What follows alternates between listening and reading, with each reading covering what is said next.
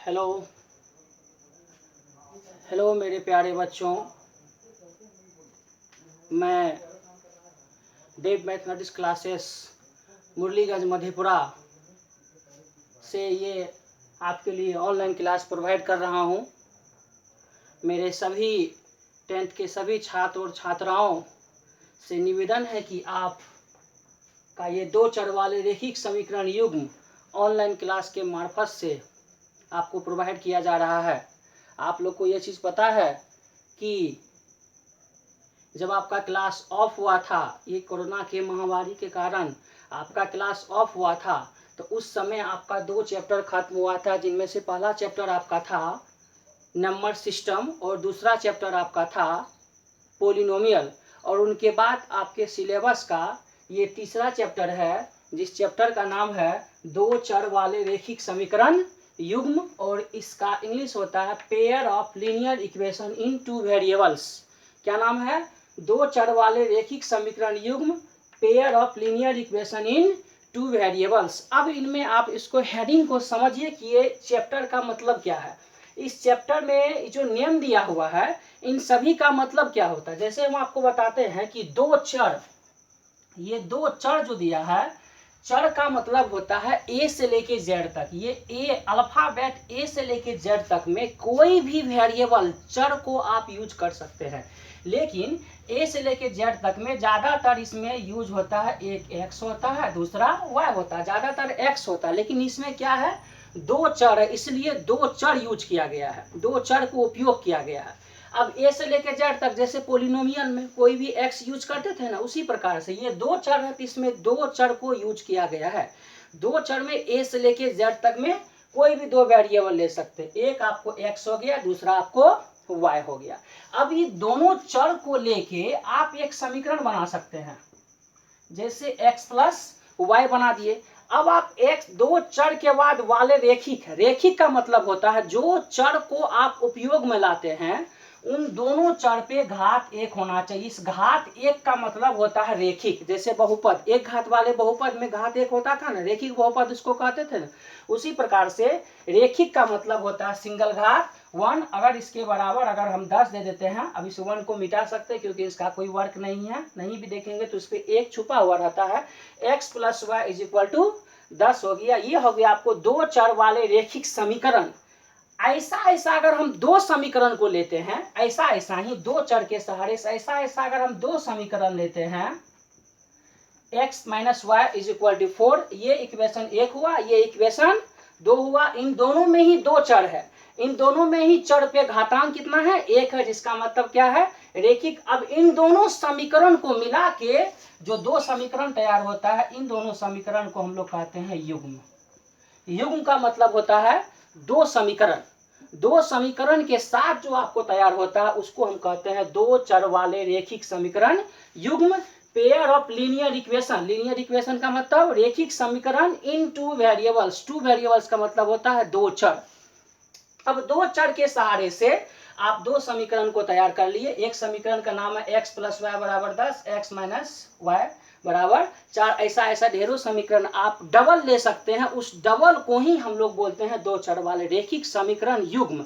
अगर आप कोई सिंगल लेते हैं, x प्लस वाई बराबर 6, अगर ये सिंगल लेते हैं तो ये 9th के सिलेबस के अनुसार है, 9th के सिलेबस के अनुसार से x प्लस वाई बराबर सिंगल 6, ये होगा आपको दो चर वाले रैखिक समीकरण होता है। जैसे उसमें युग्म लग गया, वो 10th के सिलेबस के अनुसार से आपका हो जाएगा दो चर वाले रैखिक समीकरण युग्म। अगर इस टॉपिक को आपको और अच्छे ढंग से पढ़ना है, तो समझना भी है, तो आप 9th के सिलेबस का थोड़ा सा बुक इस चैप्टर का, या जो कॉपी में पढ़े हुए हैं आप पिछले साल, उसको उल्टा के आप थोड़ा सा देखते हैं तो ये चैप्टर आपको बहुत ही बेहतरीन तरीका से समझ में आएगा।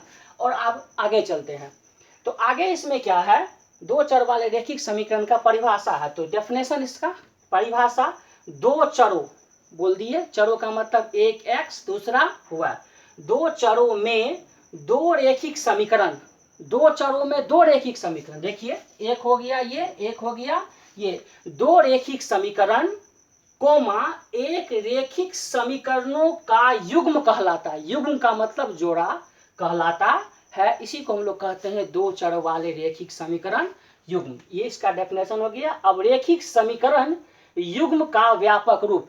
व्यापक रूप का मतलब होता है ये सब चीज का व्यापक रूप कैसे होगा। जैसे पोलिनोमियल में भी एक घात वाले का व्यापक रूप होता था, दो घात वाले का व्यापक रूप, तीन घात वाले का व्यापक रूप, चार घात वाले का व्यापक रूप।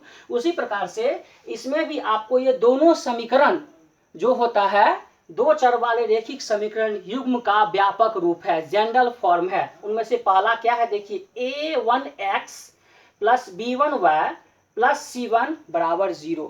दूसरा है a2x plus b2y plus c2 is equal to 0। ये आपको दो चर वाले रेखिक समीकरण का व्यापक रूप है। जैसे ध्यान से देखिए, ध्यान से देखिए कि आपको नाइन्थ में भी व्यापक रूप होता था। नाइन्थ में व्यापक रूप क्या होता था, ax plus B Y plus C बराबर 0। ये आपको इसलिए बता रहे कि थोड़ा सा आपको ध्यान में आएगा कि उनमें भी दो चर वाले रेखिक समीकरण था, युग्म नहीं था, दो चर वाले रेखिक समीकरण था जिसका आपका व्यापक रूप होता था ax plus B Y plus C. इनमें से a comma B comma C होता था रियल नंबर। रियल नंबर का मतलब वह वास्तविक संख्या, और इनमें ये a कभी भी 0 के बराबर नहीं होता था, ये b कभी भी 0 के बराबर नहीं होता। इसका मतलब हुआ a is not equal to 0, b कभी भी 0 के बराबर नहीं होता। ये दोनों अगर होता था तब आपको इसको बोलते थे दो चर वाले रेखिक समीकरण का व्यापक रूप, अर्थात दो चर वाले रेखिक समीकरण है। ये 9th के सिलेबस के अनुसार से था। इससे ही आगे आपको 10th के सिलेबस में ऐसा ऐसा दो है, इसलिए आपको इस अल्फाबेट को A1 B1 C1 A2 B2 C2 माना है, क्योंकि इसमें दो है, दो समीकरण है। समझ गए आगे। अब इसको दो चर वाले रेखिक समीकरण दो स्टेप में और कहेंगे। क्यों? क्योंकि देखिए इसमें भी A B C क्या है, रियल नंबर है। उसी प्रकार से इसका A1 B1 C1 A2 B2 C2, A1 B1 C1 A2 B2 C2 आपका क्या कहलाएगा, एक वास्तविक संख्या रियल नंबर कहलाएगा। और जैसे इसमें A और B कभी भी 0 के बराबर नहीं होता है, उसी प्रकार से इसका ये A1 और इसका ये B1, इन दोनों का स्क्वायर करके जोड़ेंगे तो ये कभी भी 0 के बराबर नहीं होगा, अर्थात A1 square plus B1 square is not equal to 0। Next comma में A2, इसका A2 इसका B2 का दोनों का स्क्वायर करके जोड़ेंगे तो ये भी कभी 0 के बराबर नहीं होता, अर्थात A1 square plus B1 square is not equal to 0, comma A2 square plus B2 square is not equal to 0। अगर ये दोनों कंडीशन होता है तब आप इन दोनों को कह सकते हैं दो चर वाले रेखिक समीकरण युग्म। इसके आगे वाले वीडियो में जब हम आपको एग्जाम्पल बताएंगे, एक्सरसाइज बताएंगे, तो इसको और व्यवस्थित रूप में बताएंगे कि इसका एग्जाम्पल कैसे तैयार होता है। जैसे आपका भी दो एग्जाम्पल नीचे में दिया हुआ है। पहला example x plus y is equal to 14, दूसरा एग्जाम्पल x माइनस वाई बराबर 4। ये एक समीकरण आपका हुआ जिसको दो चर वाले रेखिक समीकरण युग्म का उदाहरण बोलेंगे। एक समीकरण आपका यहाँ पर और हुआ 2x प्लस 3y बराबर 13, 4x प्लस 5y बराबर 23। ये भी आपका दूसरा एग्जाम्पल हुआ। ये दोनों एग्जाम्पल, और यहाँ पर भी पहले में भी एग्जाम्पल आपको समझा चुके हैं, दोनों एग्जाम्पल आपको दो चर वाले रेखिक समीकरण युग्म का हुआ। ऐसा ऐसा ढेरों एग्जाम्पल आने वाले एक्सरसाइज में आपको आएगा। 3.1 से लेकर 3.5 तक आपके सिलेबस के अंतर्गत आएगा। इसको बेहतरीन तरीका से इसका एग्जाम्पल के साथ, क्योंकि आपको पता है कोई भी चीज़ को एग्जाम्पल के मार्फत से समझाया जाता है, क्योंकि इस वीडियो में सिर्फ हम थ्योरी दे रहे हैं, इस थ्योरी के मार्फत से आगे एग्जाम्पल आपको क्रिएट करेंगे आगे वाले वीडियो में। खैर, इसके बाद एग्जाम्पल के बाद आपका पॉइंट है, इसी दो चर वाले रेखिक समीकरण का युग्म जो है इसका ग्राफीय विधि से इसका रूप को तैयार किया जाता है। ग्राफीय विधि का मतलब होता है आलेख, या इसको ज्यामितीय रूप भी कहते हैं। क्या कहते हैं? ज्यामितीय रूप। इसका नेक्स्ट हेडिंग है दो चरों वाले रेखिक समीकरण युग्म का ग्राफीय रूप। ग्राफीय रूप का मतलब होता है हिंदी में आलेख रूप। आप ग्राफ पेपर पे 9th में सजाए होंगे, या इसको हम ज्यामितीय रूप भी कहते हैं। इसमें आपका ये हेडिंग हो गया आपको, एक तल में यदि दो रेखाएं दी हो। अब ये दो रेखाएं क्या हुआ, ये तल क्या हुआ, तल का मतलब हुआ आपका ग्राफ पेपर। तल का मतलब आपका क्या हुआ, आपका ग्राफ पेपर। जिस ग्राफ पेपर पे आप सजाइएगा वो आपका हुआ तल। तल हुआ यदि दो रेखाएं दी हो, दो रेखाएं का मतलब हुआ एक पहला समीकरण का रेखा, एक दूसरा समीकरण का रेखा दी हो तो निम्न स्थितियां संभव होती है। निम्न स्थिति का मतलब ये तीन स्थिति संभव होती है। यदि आप ग्राफ पेपर पर दो चर वाले रैखिक समीकरण युग्म का कोई भी उदाहरण का आप हल निकाल के, और हल निकालने के लिए 9th के सिलेबस में आप सीखे हैं, कोई भी दो चर वाले रैखिक समीकरण का हल निकालने के लिए आप 9th के सिलेबस में सीखे हैं। एक हल, दो हल, चार हल, पांच हल निकालने के लिए दिया हुआ, आप उल्टा के बुक को, कॉपी को देखिएगा। तो अगर हल निकालने के बाद आप ग्राफ पेपर पे सजाते हैं तो पहला समीकरण का पहला रेखा, दूसरा समीकरण का दूसरा रेखा, इसलिए लिखा गया है एक तल मतलब ग्राफ पेपर में यदि दो रेखाएं दी हो तो ये स्थितियां संभव होती है, जिनमें से पहला क्या है कि यदि दो रेखाएं आपको दिया हुआ हो तो दोनों रेखाएं एक बिंदु पर प्रतिच्छेद करती। पहला कंडीशन क्या होता है, जैसे देखिए ग्राफ पेपर ऐसे हम सजाते हैं ग्राफ पेपर पर, जिनमें ये होता है आपको y, y dash, x, x dash, इसको कहते हैं मूल बिंदु। इसमें ये वाला होता है प्लस, ये वाला होता है नेगेटिव, ये होता है प्लस, ये होता है नेगेटिव। y का ऊपर प्लस नीचे नेगेटिव, इसका दायां प्लस बायां नेगेटिव।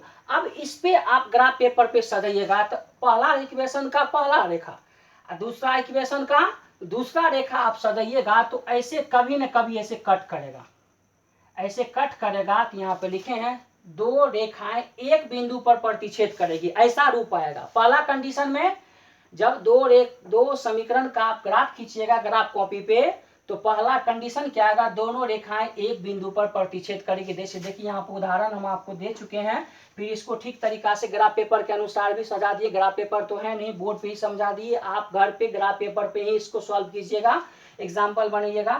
तो देखिए किसी भी, ये हुआ पहला रेखा का समीकरण, ये हुआ दूसरा रेखा का समीकरण। इस टाइप से इस रेखा का ये हुआ पहला रेखा, पहला का समीकरण और ये दूसरा रेखा हुआ और दूसरा समीकरण का रेखा हुआ। अब इन दोनों को एक बिंदु पर प्रतिच्छेद करती है। जब ये ग्राफ पेपर पे आप सजिएगा तो किसी एक बिंदु पर आप प्रतिच्छेद कर देगा। नेक्स्ट, यदि दोनों रेखाएं समानांतर हो, कहने का मतलब ये हुआ कि दोनों रेखाएं, दूसरा कंडीशन में दोनों रेखाएं समानांतर आ सकता है। समानांतर का मतलब हुआ ये, देखिए समानांतर का मतलब हुआ ये, आप ग्राफ पेपर पे सजाइएगा आपका एक रेखा के समानांतर दूसरा रेखा आ जाएगा। तो समानांतर का मतलब हुआ कि दोनों रेखाएं कभी आपस में नहीं मिलती है और इन दोनों रेखाओं की बीच की दूरी हमेशा बराबर होती है, तो दोनों रेखाएं समानांतर कहलाती है। और ये दोनों रेखाएं एकदम स्ट्रेट लाइन से सीधे जाएगा, ये कभी नहीं मिलेगा। इसलिए दूसरा कंडीशन में इन दोनों समीकरण का आलेख जो खींचा जाएगा, रेखा जो खींचा जाएगा किसी तल पे, वो आपका क्या आएगा, समानांतर होगी। याद रखिएगा, ये ऑब्जेक्टिव में ज्यादा पूछता है। दोनों रेखाएं समपाती होगी। समपाती का मतलब हुआ कि इसी तरीका से आपको एक आएगा, इस पे ऐसे एक रेखा जाएगा और इसी के ऊपर दूसरा रेखा जाएगा, तो इसी को हम लोग बोलते हैं समपाती।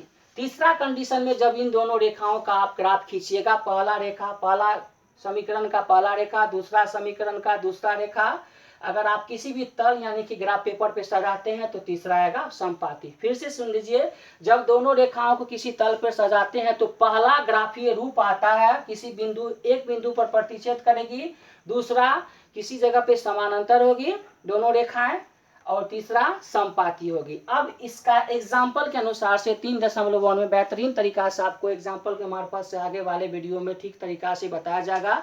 ये आपका एक्सरसाइज तीसरा चैप्टर जो है उसका ये आपका थ्योरी कंप्लीट हुआ। अब इसका आगे नेक्स्ट वाले वीडियो में 3.1 का सॉल्यूशन आएगा और एग्जाम्पल के मार्फत से ठीक तरीका से इसको बताएंगे।